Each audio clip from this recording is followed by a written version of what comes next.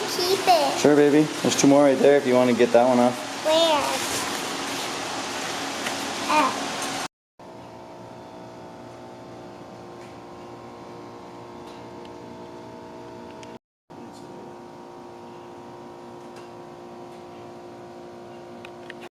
What's up, guys? Today we're going to work on my friend Justin's 91 Civic hatch. So looking at the thumbnail, you might be wondering what is Flashark Racing. I had no idea either. They had reached out to me, asked me about sponsoring me some of their parts to use for their cars. I went ahead and looked over their website and found a couple of parts that we could use for his car today. This is their Catback system made for the 8891 Civic CRX. I've always liked the eBay versions of this, and this kind of looks identical. I wouldn't doubt if it's made by similar companies over there in China. We're going to give that one a shot today. They also had an 8891 specific intake and just a set of 9005 headlight bulbs. I know Justin has some LEDs on the low beams. I just figured might as well throw some in there, the high beams. We're going to get that started. He has currently a stock exhaust manifold, and he has the stock piping for the muffler, but the muffler had rusted off a long time ago when he first bought the car. And so in the beginning of the video you may have heard how it sounds. Sounds kind of odd with just no muffler setup, but we're going to get all these installed. Along with those parts, we're going to throw on an unequal length header. We're going to see how well this fits with his stock setup. He does have a stock radiator. We may need to remove the AC compressor fan just because of fitment. I believe it fits about 6 inches off of the head. We're going to see about that. His AC is not working anyway. It hasn't worked since he bought the car and it's not hooked up. So if we need to remove the fan for now, that would be fine. But we're going to try to get that on as well and get this all set up today. I was looking at the easy stuff. The intake, I think the intake's made for more of like a MPFI setup, because with the battery in here, where it lines up, I don't think it's going to hit the battery. I think it would be made for a battery not there, obviously where the filter lines up. We're going to mess with this last. It may or may not work, but we do plan on doing a multi-point setup on this car in the future, so this would be perfect for that. I don't know if we'll be able to use it today just because of the odd manifold on these older EF chassis.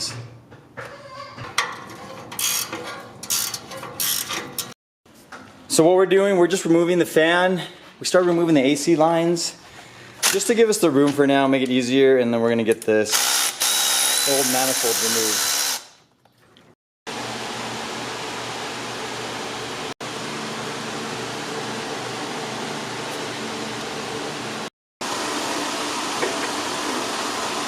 Oh, shut up. Okay, here, let me put my foot here. Broke it? I hope not. Nice. Yeah, okay. I mean, broke it loose. Oh, yeah. Yeah, cool.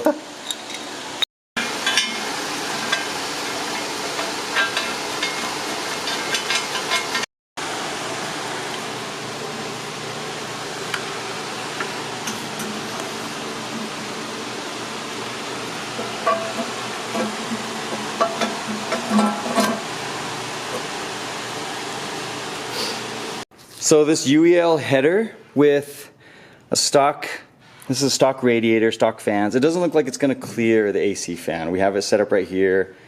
Looks like the engine on the fan is going to hit the header right there. So I think a slim fan would be required if you want to run this on a regular radiator setup. The compressor fits perfectly fine. Same with the lines. The line that comes up across is going to connect there. So we took it off because it isn't working and we don't need it right now, but I just wanted to share the fitment issues in case you are trying to install one of these headers onto your car. So we got the muffler on and all the piping. It fits really well. It fits like it should. It actually is tucked up really well. One thing we did with the header, whenever tightening it up, I like to leave it loose. Oh, let me get on the other side, I'm sorry. I like to leave it loose, that way you can angle it and line it up with the test pipe before tightening all of the hardware together. The exhaust passage actually comes around the linkage too, which is perfect. You shouldn't have any issues. Or if you have a B-swap, sometimes the linkage is a little bit thicker. It's lining up really well. Let's try to get this all bolted up and see how it's fitting at the very end. So got everything fitted, everything bolted up. Got the test pipe at an appropriate length. I'm gonna go ahead and flux it together, all the joints here. We just marked it off so that way it didn't move when we were taking it off and it stays in the correct position. I'm gonna run my flux core welder around here just to make sure it doesn't move, and we'll get it all put on.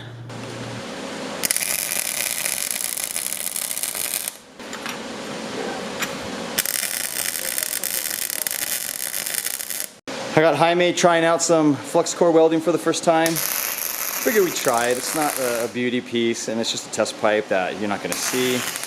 This guy wanted to kind of learn.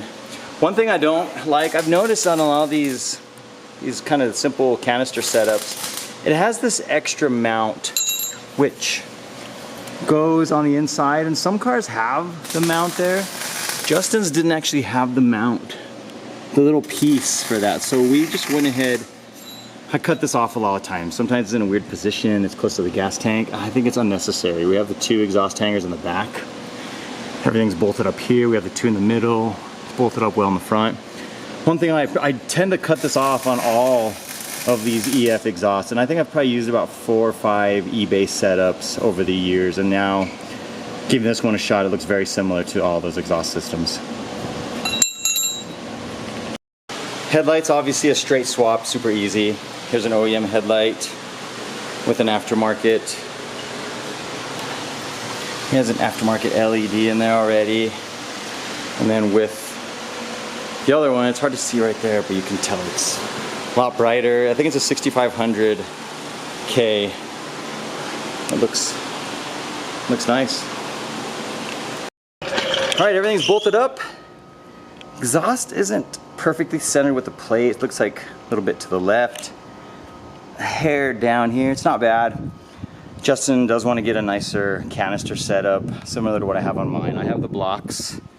They have a sport muffler, and it sounds really clean, really low key. I imagine this is probably gonna be pretty loud. These exhausts tend to not have any packing inside of the actual canister itself. But it fits well. Both of the exhaust hangers back here fit perfectly fine. Go for it, dude, if you want to lower the back. Everything else, clearance is nice. No issues at all the way leading up to the test pipe. Like I said, that flux is pretty ugly. And it gets the job done though, that's what we need. That way it's not coming apart. Got the UEL header on. Gonna get this thing started up here in a moment. And make sure there's no leaks, should be good. We had a new exhaust manifold gasket, all new gaskets throughout the system that was included. This header came with the gaskets already as well. We tightened up all of the extra fittings. There's a bunch of extra O2 fitting spots. Tighten those up. We plugged in the O2 sensor in the very bottom, similar to the OEM. Plugged it back in, so it should be good to go. We ended up removing compressor for now, just for cleanliness. Don't necessarily need it in there. It's not working. It hasn't worked in years. Just pulled it out so when he's ready to replace it. I think he does want to keep AC in here eventually, but that's to be determined. We had a plan of new radiator and then some slim fans as well.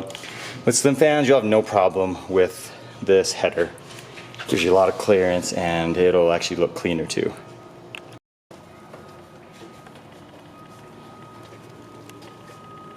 On the floor here you can see the clearance, there's still plenty. We turned the gaskets so they were flat, a little bit more clearance. This car's not super low. It's a nice drop, but it should be perfectly fine going over everything still. So the intake, as I mentioned, we're gonna save it for another day. It's not gonna fit with the battery setup and then the dual point manifold. We'll wait until we actually convert it to multi-point, maybe relocate the battery. At that time, just have a cleaner engine bay. And if he decides to, I don't know, he's talking about it right now, potentially moving the AC components, just because it's not a daily driven car. We'll remove the AC components, make everything a little bit cleaner with that setup, but we're gonna leave that off for now. And here is first startup.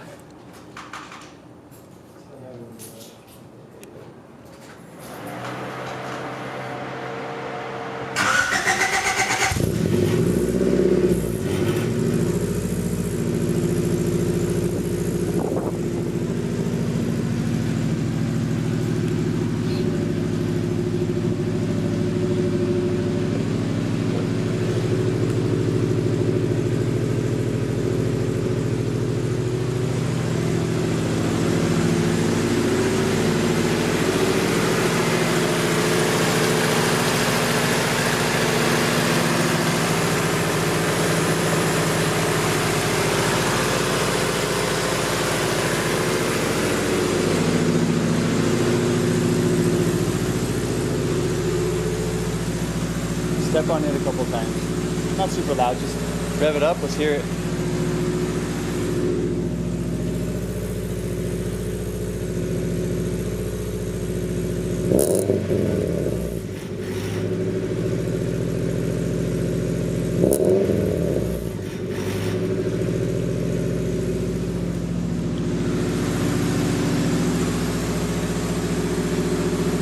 So there was the initial startup. I think it sounds dope. I was hoping it would sound cool just because of the unequal length header with this canister. It does sound like the canister doesn't have any packing in there, but it sounds dope for now. I think the header just sounds really cool. I love the way mine had sounded.